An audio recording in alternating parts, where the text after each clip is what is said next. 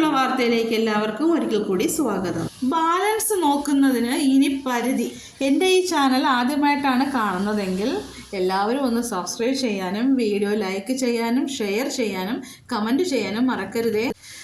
ദൈനംദിന പണമിടപാടുകൾക്കായി UPI ആപ്പുകളെ ആശ്രയിക്കുന്നവരാണ് ഇന്ന് വലിയൊരു ജനവിഭാഗം. അതുകൊണ്ട് തന്നെ ഈ വരുന്ന ഓഗസ്റ്റ് 1 മുതൽ UPI നിയമങ്ങളിൽ വരുന്ന മാറ്റങ്ങൾ എല്ലാവരും അറിഞ്ഞിരിക്കണം. UPI ഇടപാടുകളുടെ സുരക്ഷ, വേഗം, വിശ്വാസ്യത എന്നിവ വർദ്ധിപ്പിക്കുകയെന്ന ലക്ഷ്യത്തോടെയാണ് national payment corporation of India UPI നിയമങ്ങളിൽ മാറ്റങ്ങൾ അവതരിപ്പിച്ചത്. ഫോൺ പേ, ഗൂഗിൾ പേ, പേടിഎം ഉൾപ്പെടെയുള്ള UPI ആപ്പുകളിൽ ഏതെങ്കിലും സജീവമായി ഉപയോഗിക്കുന്നവരാണ് നിങ്ങളിൽ തീർച്ചയായും ഈ മാറ്റങ്ങൾ അറിഞ്ഞിരിക്കേണ്ടതാണ്. നിങ്ങൾ അക്കൗണ്ട് ബാലൻസ് തിരയുന്നതിലും പണം അയക്കുന്നതിലും ഇടപാടുകൾ കൈകാര്യം ചെയ്യുന്നതിനുമെല്ലാം പുതിയ നിയമങ്ങളിലൂടെ മാറ്റം വരും. ഇന്ത്യയിൽ 600 കോടി UPI ഇടപാടുകൾ നടക്കുന്നുണ്ടെന്നാണ് കണക്കുകൾ. ഇടപാടുകൾ നടക്കുമ്പോൾ വരുന്ന കാലതാമസം, UPI സേവനങ്ങൾക്ക് തടസ്സം നേരിടുന്ന പ്രശ്നങ്ങൾ എന്നിവ സംബന്ധിച്ച് സമീപകാലത്തായി പരാതികൾ ഉയരുന്നുണ്ട്.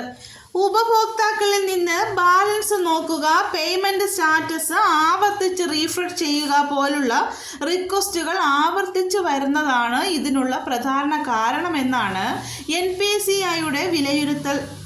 ഇത് സിസ്റ്റം ഓവർലോഡ് ആകുന്നതിനും മുഴുവൻ ഉപഭോക്താക്കളുടെയും ഇടപാടുകളുടെ വേഗം കുറയുന്നതിനും കാരണമാകുന്നു. ഇതിന് നിയന്ത്രണം കൊണ്ടുവരുന്നതാണ് പുതിയ UPI നിയമങ്ങൾ. ഓഗസ്റ്റ് 1 മുതൽ നിലവിൽ വരുന്ന പുതിയ നിയമങ്ങൾ ഇതൊക്കെയാണ്. ദിവസേന 50 തവണ മാത്രമേ ബാലൻസ് പരിശോധിക്കാൻ സാധിക്കുകയുള്ളൂ. ദിവസേന 25 തവണ മാത്രമേ ലിങ്ക് ചെയ്ത ബാങ്ക് അക്കൗണ്ടുകൾ നോക്കാനാവൂ. വിവിധ സബ്സ്ക്രിപ്ഷനുകൾക്കുള്ള ഓട്ടോ പേ ഇടപാടുകൾ ഒരു ദിവസം ഉടനീളം തോന്നും പോലെ നടക്കുന്നതിന് പകരം ഇനി നിശ്ചിത സമയങ്ങളിൽ മാത്രമേ ഓട്ടോ പേ ഇടപാടുകൾ നടക്കൂ. പണമിടപാട് നടത്തിയതിൻ്റെ സ്റ്റാറ്റസ് പരിശോധിക്കുന്നതിന് ദിവസേന 3 തവണ മാത്രമേ സാധിക്കൂ. ഒരു തവണ പരിശോധിച്ചാൽ പിന്നീട് 90 സെക്കൻഡിന് ശേഷമേ അടുത്തതിന് സാധിക്കൂ.